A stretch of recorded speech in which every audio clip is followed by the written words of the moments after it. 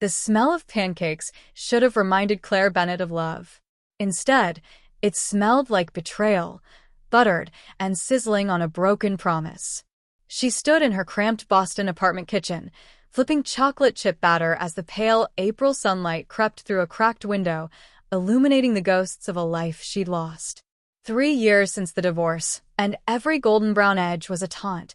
Brandon's laughter over breakfast's long gone, now replaced by the bitter truth of him sharing espresso and secrets with her sister Samantha in some penthouse she'd never see. Claire was still stitching herself together, while her so-called family pretended she'd burned to ash.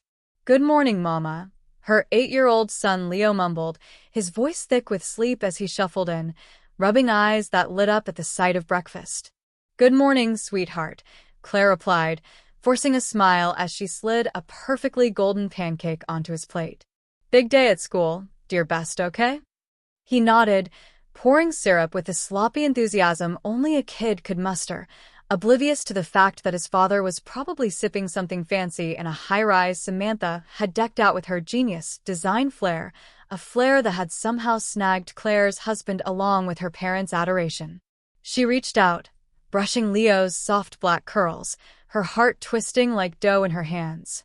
"We're visiting Grandma and Grandpa on Sunday," she said, catching her reflection in the microwave door, pale, tired, with a flicker of dread she couldn't shake. Why was she still dragging herself to those family lunches? To be invisible? Judged? Mocked under the thin veneer of tradition? Her parents hadn't asked about her bakery, sweet traditions in months. Not a word about the best pastry, award she'd won last fall, a small plaque now gathering dust on her counter next to a stack of unpaid bills. But Brandon? Oh, they fawned over their charming ex-son-in-law, the business genius. The traitor who torched her world and danced in the ashes. After the divorce, Claire had scraped together what pride she had left and moved near their upscale neighborhood, not because she craved their pity, but because she'd clung to the naive hope that Leo deserved a shot at knowing what a real family felt like. Biggest mistake of her life. She'd traded one betrayal for a dozen more, each Sunday a fresh cut dressed up as a meal. Her phone blared from the counter. Millionaire's mentor. Make $10,000 a month on YouTube. She swiped it off with an irritated huff, the voice a grating reminder that everyone else seemed to have a golden ticket while she was up at 3 a.m. kneading dough just to keep the lights on. She'd started her own little baking channel last month, Claire's Sweet Secrets, a few hundred subscribers trickling in, a mini-win she clung to when the nights got too quiet. But it wasn't enough to drown out the sting of being erased. "Is Daddy coming today?" Leo asked suddenly, his wide, hopeful eyes piercing her like a knife. Claire's stomach nodded, the question a fresh wound. "No, honey. Daddy's busy. Busy screwing my sister. Busy pretending we're footnotes in his perfect story." She locked those words behind her teeth, leaned down, and kissed his forehead instead, her lips trembling against his warm skin. He dug into his pancakes with glee, syrup dripping onto the table, the contrast between his innocence and her simmering rage almost too much to bear. Sweet Traditions was finally stable, her first real foothold after years of clawing her way up. She'd fought for every customer, every glowing review, every late-night batch that kept the rent paid. Last week, she'd even landed a small catering gig for a local school event, another mini-win, a whisper of hope. But at those Sunday lunches, her triumphs were invisible, swallowed by Samantha's real estate deals, Brandon's latest ventures, and Linda's endless charity galas. Claire wasn't weak. She'd survived, through the sleepless nights, the bank loans, the whispers of poor Claire that followed her like a shadow. But she was done choking down her voice, done letting the smell of pancakes remind her of a love that had soured into lies. This Christmas, they'd hear her, whether they liked it or not. Sunday crept in like a ritual Claire no longer trusted, a slow suffocation dressed up as duty. She stood outside her parents' towering white house on Maple Street, clutching a homemade apple pie wrapped in foil and fragile hope. Snow flurried gently around her boots, dusting the cobblestone path, but the real chill wasn't from the weather. It was the bone-deep certainty that she was stepping into a castle that had never carved a place for her. The windows glowed with golden light, mocking her with their warmth, while the wind carried faint echoes of laughter from inside. Their laughter, never hers. She rang the doorbell, the chime swallowed by the heavy oak door. Sharp footsteps clicked on marble tile, each one a nail in her resolve. Her mother, Linda, opened the door, her designer sweater pristine, her frown as predictable as the tide carving lines into a forgotten shore. "Oh, Claire," Linda sighed, eyeing the pie like it was a thrift store rag in her palace of perfection. "Another homemade thing? Whole Foods has perfectly good desserts, less fuss." Claire's smile was tight as a wire, her fingers digging into the foil. "I wanted it to mean something." "Of course," Linda muttered, stepping aside with a dismissive wave, her voice dripping with the kind of pity that cuts deeper than scorn. "Samantha's already here. Always punctual." The living room hit her like a wall of sound and shimmer when she stepped inside. The chandelier above glittered like it belonged in a royal court, casting fractured light across the room. A throne room with no seat for her. Claire felt like a ghost, drifting through a castle that had locked her out long ago. Clinking glasses and casual laughter filled the air, sharp and unrelenting. Her father, Edward, lounged in his leather armchair, swirling a whiskey glass, the ice rattling like a gavel as he nodded along to Samantha's latest tale. The scent of pine from the Christmas wreath mingled with the musk of privilege, choking out the faint apple-cinnamon trace of Claire's pie. "Ellie, you finally made it." Samantha's voice rang out, bright and piercing, cutting through the din like a bell tolling her triumph. She glided across the room in a sleek emerald dress, blonde curls bouncing as if choreographed, her laugh echoing off the high ceilings, a sound that pinned Claire in place, frozen at the edge of their world. Samantha waved at her like a queen greeting a peasant, not a sister she'd buried under betrayal. "Leo, give your aunt a hug," Linda prompted, her tone clipped, her eyes already sliding back to Samantha. Claire hesitated, her breath catching as Leo shuffled forward awkwardly, his small frame swallowed by the room's grandeur. Samantha gave him a stiff pat on the shoulder, her manicured nails glinting under the chandelier's glow, then spun back to her audience, almost instantly. "Did you hear? Brandon and I are launching a new project together. He's brilliant with market strategy, honestly, the man's a visionary." Her laughter rang again, a sharp, crystalline sound that bounced off the walls, leaving Claire stranded in its wake. Claire's grip on the pie dish tightened until her knuckles whitened, the foil crinkling under her fingers. Her jaw clenched so hard she could have cracked a walnut, her pulse thudding in her ears louder than Samantha's voice. She set the pie down on the polished mahogany table with deliberate care, the soft thud lost in the chatter, afraid she'd shatter it, or herself. "That's wonderful," she said, her voice flat as glass, barely audible over the clink of Edward's glass and the hum of their self-congratulation. Lunch unfolded like a play she'd been written out of, the table a stage where she was relegated to the wings. She sat at the far end, picking at her food while the conversation swirled above her. Samantha's new real estate venture, Edward's stock picks, Linda's upcoming charity ball, all of it a symphony of exclusion. The chandelier's light caught the silverware, flashing in her eyes like a spotlight she couldn't escape, while their voices overlapped, a cacophony that drowned her out. Not a single question about sweet traditions. Not a whisper about the second location she'd signed for last week, a lease she'd fought for, a mini-win they'd never see. She might as well have been a shadow flickering against the wallpaper. Then came the bomb, detonating the fragile silence she'd clung to. "So," Linda began, sipping her wine with pointed casualness, the crystal goblet catching the light like a crown, "what are the plans for Christmas?" "I thought we'd keep it simple," Claire ventured, her fork hovering over her plate, her voice a threadbare whisper against their din. "Oh no, we're making it special this year," Linda announced, her tone smug, her eyes glinting with triumph. "I've invited Brandon." Claire froze, her fork clinking against the china, a sharp, solitary note in the room's orchestrated noise. "Brandon?" she whispered, the word barely escaping her lips, lost in the echo of Samantha's giggle.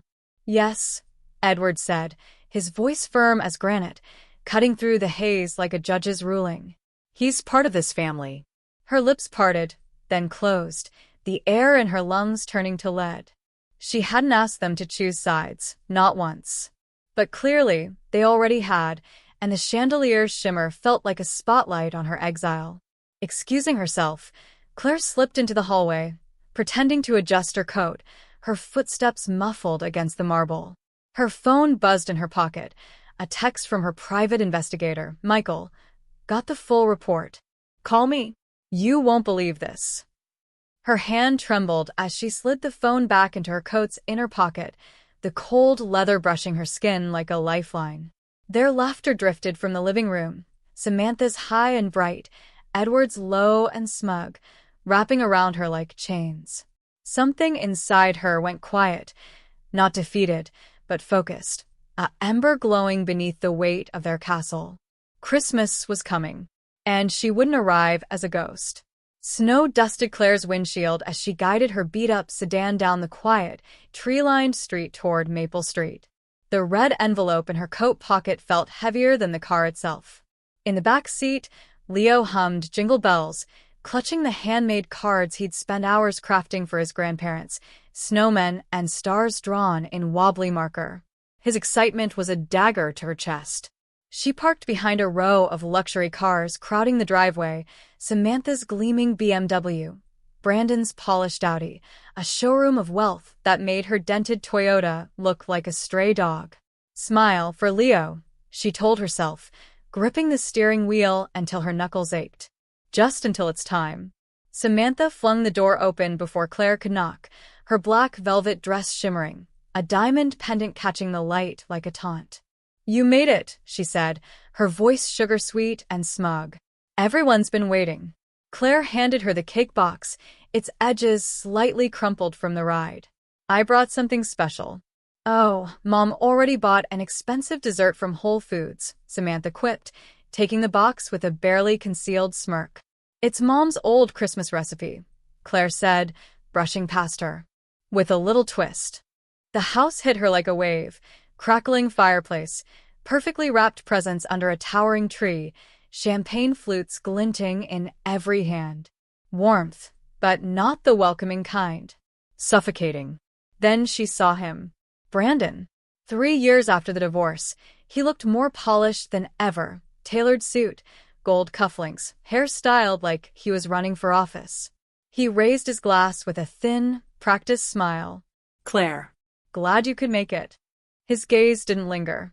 It slid, immediately, to Samantha, who smirked back like they shared a secret punchline. Leo stepped forward, clutching his card. Dad, I made you something. Brandon patted his head distractedly, barely glancing down. That's great, buddy.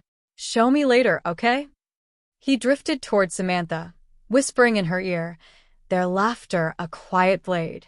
Claire swallowed her fury, tasting bile. Leo, she said gently, let's say hi to Grandpa. Dinner was a royal affair, roast beef, glazed ham, crystal goblets clinking, but the conversation was the same tired script.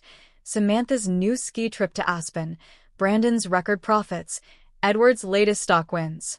Claire's name barely surfaced, her bakery dismissed like a child's lemonade stand. Until Linda finally turned to her, voice sharp and saccharine. Claire, how's your little bakery? Still breaking even. Claire smiled calmly, a mini win bubbling up.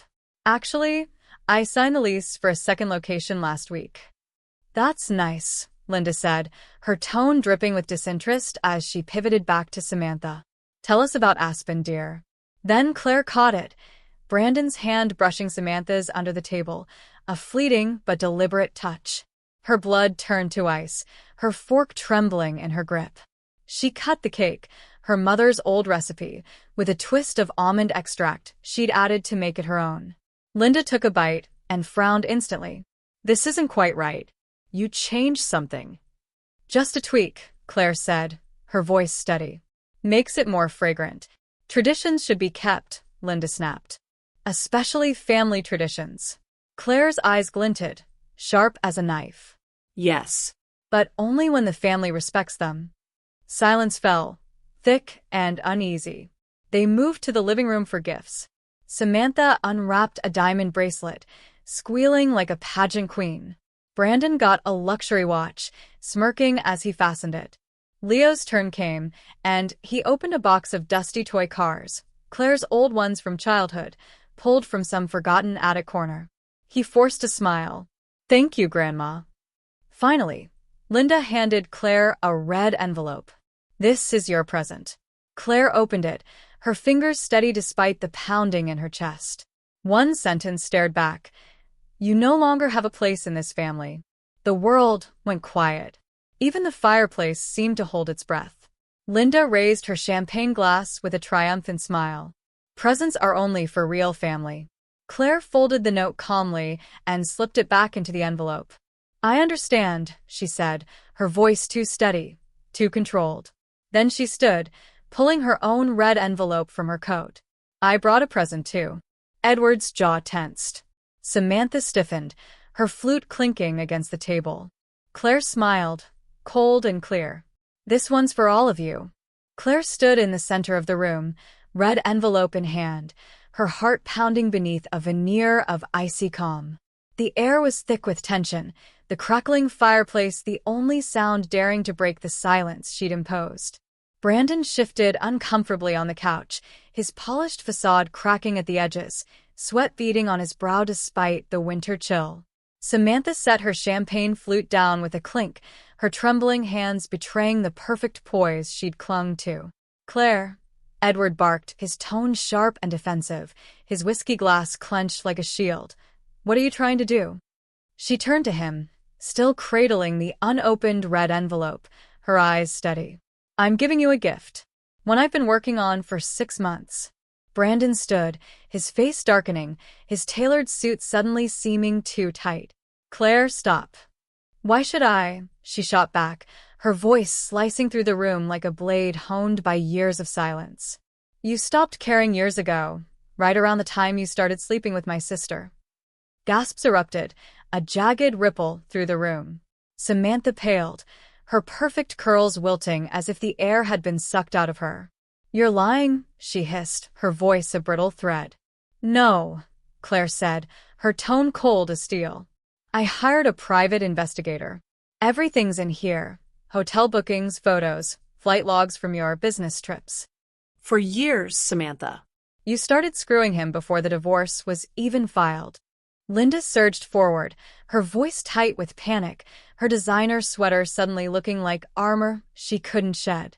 "This is inappropriate, especially in front of a child." "You're right, Mother," Claire said, turning to her son with a softness that belied the storm raging inside her. "Leo, sweetie, can you grab my coat from the hallway? There's a candy cane in the pocket." He hesitated, his wide eyes darting between the adults, confusion etched into his small face, but he nodded and slipped out of the room, the door clicking shut behind him like a guillotine. The moment he was gone, Claire faced them again, her posture unyielding. "Let's stop pretending, shall we? I've spent 3 years wondering why my marriage imploded out of nowhere. Why Brandon abandoned Leo. Why you all embraced him while treating me like a shameful burden. Because you are." Linda snapped, her composure shattering, her words echoing off the chandelier's glittering prisms. "You're a single mother with a hobby bakery who expects handouts." Claire's eyes narrowed, her voice dropping to a dangerous calm. "A hobby that employs 2 people, won a Best Pastry award, and is opening a second location. But that's not why we're here tonight." She turned to Edward, her gaze piercing. "Dad, you remember the child support payments Brandon was ordered to send for Leo? I thought he wasn't paying, thought my son was being cheated. But turns out," she held up the red envelope, its edges creased from her grip. "He was paying. On time, every month." "To you." "Because you said you'd handle the finances for me." Edward stepped back as if slapped, his whiskey glass trembling, the ice rattling like a confession. "We were investing it for your future." "No," Claire cut in, her voice a whip crack. "You used it. For Samantha's BMW. For your Mediterranean cruise. You stole from my son." Edward's face flushed crimson, his bluster faltering. That's a serious accusation.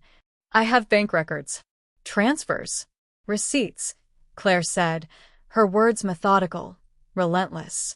And an audio recording from a family meeting last spring. The one where you all agreed to push me out of the family business and spread rumors about my bakery to tank it. The silence was suffocating, the room shrinking under the weight of her revelations. Then came the slow burn. Claire reached into her coat pocket and pulled out a second envelope, this one plain white, worn at the edges, its faded surface a stark contrast to the pristine red one. She paused, running her thumb across the delicate, slanted handwriting scrawled across it. To Claire, my quiet fighter. Grandma Ellen's script, unmistakable even after all these years. A lump rose in her throat, unbidden. Grandma Ellen had always seen her, even when no one else had, her soft voice cutting through the noise of Claire's childhood, her warm hands pressing a cookie into Claire's palm when Linda's attention was fixed on Samantha's latest triumph. Claire had thought that love died with her grandmother, buried under the weight of this family's indifference. Until now. But here's something even I didn't see coming until yesterday, she said, her voice dropping to a hush, each word deliberate, drawing them in despite their dread. Michael, my PI, dug deeper. And he found this. She opened the white envelope with a slow, deliberate tear, the sound slicing through the silence, like a held breath. She held up a single sheet of paper, a photocopy of a handwritten letter, the ink smudged but legible. It's from Grandma Ellen, your mother, Dad. Dated 2 months before she died. Edward's eyes widened, his glass slipping slightly in his hand. Linda's hand flew to her mouth, a choked gasp escaping her lips. Grandma left me half her estate, Claire continued, her voice steady but trembling with the raw edge of disbelief. Not the house or the stocks, those went to you, but her private savings account. Nearly $200,000. She wrote that she saw how you treated me growing up, always favoring Samantha, always dismissing me, and she wanted me to have something to stand on my own. Except I never got it. She stared at Edward, then Linda, her eyes burning with a quiet fury. You forged her will, kept it hidden, used it to fund your precious lifestyle while I was scraping by, thinking she'd forgotten me too. Samantha's mouth fell open, her emerald dress suddenly garish against her ashen face. Brandon sank back onto the couch, his polished veneer crumbling into something hollow. I didn't believe it either, Claire said, her voice shaking now not with weakness, but with the unshakable resolve of someone who'd been vindicated at last. Until Michael found the original in a safety deposit box you forgot to empty. Grandma's lawyer confirmed it this morning. That's my Christmas surprise. Linda choked out a sob, her hands clutching at her sweater. Claire, we didn't. Don't, Claire snapped, her voice a whip that silenced her mother mid-breath. You've lied enough. She placed both envelopes on the coffee table like twin grenades, the red and white stark against the polished wood. This is my real present to you, the truth. All of it. Brandon's voice cracked through the wreckage, hoarse and desperate. What do you want? Money. Claire shook her head slowly, a faint, cold smile tugging at her lips. No, Brandon. I already got what I wanted, to prove I wasn't crazy. To show Leo that standing up isn't shameful. And to stop needing your approval. Just then, Leo returned, holding her coat and a candy cane, his small frame a beacon of light in the room's wreckage. Mama, are you okay? She softened instantly, kneeling to his level, her hand brushing his cheek. I'm great, sweetheart. Let's go. We've had enough family for one night. At the door, she turned back, her voice ringing clear and unshaken. Oh, and expect my lawyer. Misappropriating child support and forging a will? That's 2 felonies. Linda gasped, a sound that dissolved into a sob. Edward cursed under his breath, his glass hitting the table with a dull thud. Samantha looked like she might collapse, her hands gripping the couch as if it could anchor her. Claire stepped into the falling snow, Leo's small hand tucked in hers, and didn't look back. The next morning, Claire sat in her quiet kitchen, sunlight streaming through the window as if mocking the storm she'd unleashed. The red and white envelopes sat side by side on the table, their secrets spilled like gasoline on a fire. Her phone vibrated relentlessly, missed calls, voicemails from Linda, Edward, Samantha, even Brandon. She didn't answer a single one. Instead, she dialed Rachel Kim, her lawyer and confidant. "Merry Christmas, Rachel," Claire said, her voice calm but firm. "Claire, you okay?" Rachel asked, concern threading her tone. "More than okay. It's time." "You used the evidence?" Rachel's voice shifted to professional mode. Yes. "And there's more, Grandma Ellen's letter. They hid her money from me." Rachel whistled low. "That's a game changer. Send me everything. Embezzling child support is bad enough. Forging a will? They're toast." Claire's eyes hardened. "It's not revenge, Rachel. It's justice. That money, Leo's support, Grandma's gift, it's ours." Hours later, she sat on the couch with a mug of hot chocolate, watching Leo play with a new stuffed bear they'd won from a claw machine on the way home, a mini win that made him beam. The fake warmth of last night's gathering had faded, replaced by a real, peaceful quiet. By afternoon, Rachel called back. Brandon's attorney reached out. "They're desperate to keep this quiet. His family-first brand can't handle the scandal." Claire smirked, a rare spark of humor breaking through. "Poor guy. What's he offering?" "Full back support, increased future payments, and a settlement for emotional damages. 6 figures. And my parents?" "Court's reviewing it now. The will forgery alone could mean jail time, plus they'll owe you every cent of that $200,000 with interest." Claire exhaled, years of gaslighting unraveling in that breath. "Thanks, Rachel. I don't want to ruin them, just accountability." A week later, Sweet Traditions overflowed with customers, some curious, others supportive. A gray-haired woman leaned across the counter. "Heard what happened. My ex pulled the same crap. Wish I'd had your spine." Claire grinned, not just politely, but genuinely. "Took me a while to grow it." By spring, the court ruled. Brandon paid up. Her parents returned the misappropriated funds, child support and Grandma Ellen's savings, plus hefty fines. The cost? Total severance from the people who raised her. The gain?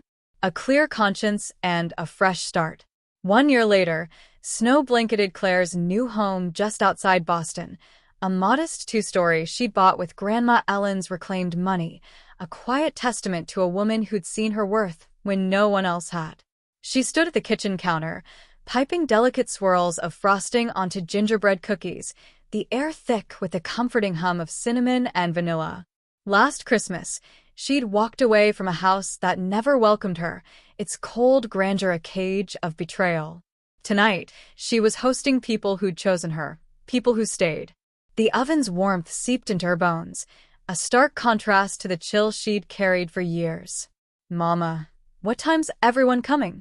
Leo asked, his voice bright as he arranged gifts under a twinkling tree, handmade ornaments and small, thoughtful packages wrapped in butcher paper.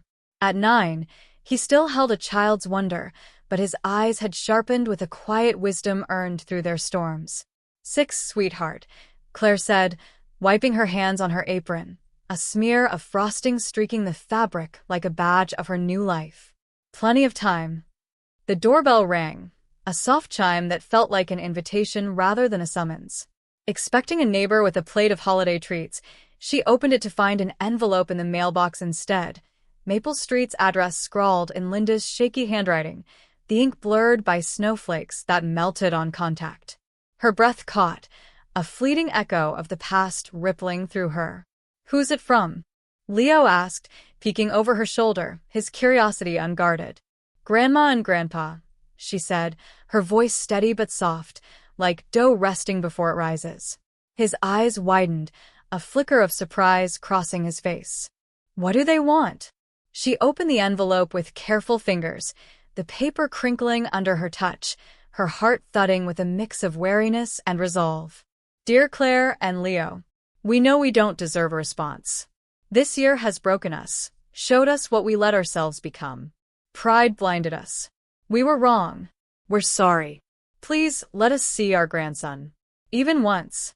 Claire read it twice, then a third time, her emotions twisting like a braid, anger, sadness, and a faint shimmer of something softer. Not forgiveness. Not yet, but a crack in the wall she'd built, a sliver of light seeping through. Grandma Ellen's voice whispered in her memory. "You're stronger than they know, Claire girl. Do you want to see them again?" Leo asked, sitting beside her on the couch, his small hand resting on her arm. She looked at him, her anchor through every dark tide, his face a mirror of her own resilience. "Do you?" He thought hard, his brow furrowing as he weighed the question with a gravity beyond his years. They hurt you. But if they're really sorry, maybe one chance. Like you gave me when I broke your favorite mug. Her throat tightened, a laugh breaking through the ache. "You're too good, kid," she said, kissing his forehead, the warmth of his skin grounding her. That evening, the house pulsed with laughter. Bakery staff swapping stories of burnt batches, Rachel's kids chasing Leo around the tree, his teacher sharing a quiet smile over a glass of mulled wine. Even the claw machine guy from the corner store showed up, a regular now after Claire's mini-win last Christmas. The table groaned under honey-glazed ham, roasted vegetables, gingerbread cookies, and her signature apple pie. The one with the almond twist that had become a local favorite. Claire raised her glass, the light catching its curve. "To all of you," she said, her voice clear and unshaken, eyes shining with a hard-won peace. "You showed us family isn't blood. It's respect, kindness, love without strings. You're my proof that we can build something real. Cheers to that." "To chosen family," Rachel toasted, her grin fierce. Glasses clinked, the sound a warm, resonant chord in the room's glow.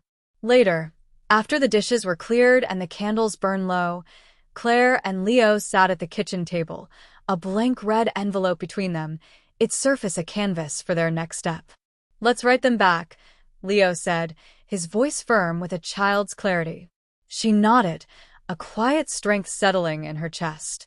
"Okay, but we do it on our terms." They titled the letter, "What is Family?" and poured their truth into it. Blood may tie us, but it doesn't define loyalty. Love doesn't steal, control, or silence. It lifts and heals. Forgiveness isn't a gift we owe, it's a bridge you build with proof. We've found our family here, in the warmth of this home, but we'll consider that chance, if you show us it's real. Claire placed the letter on the windowsill, its red edges stark against the frosted glass. Outside, the snow kept falling, a silent curtain bearing the past in its soft, relentless drift. But inside, a new legacy was baking, warm, sweet, and wholly hers. The oven timer dinged, and she pulled out a tray of golden rolls, their aroma rising like a promise. She glanced at Leo, who grinned as he snatched one, steam curling between them, and she saw it. Not just a boy and his mother, but a family forged in resilience, rising from the ashes of betrayal into something unbreakable. "Hey," she said, nudging him with a playful smirk, "if you liked this crazy story, our story, tell your friends. Or subscribe to Claire's Sweet Secrets on YouTube. Next week, I'm dropping that almond cake recipe everyone's been begging for, perfect for New Year's." Leo smirked back, crumbs on his chin. "Only if I get extra frosting." "Deal," she laughed, pulling him close, the heat of the rolls and the light of their home wrapping them in a quiet triumph. Outside, the snow fell on, a clean slate stretching into the night. Inside, Claire Bennett stood at the heart of her own table, her legacy no longer a whisper but a flame, steady, sweet, and hers to tend.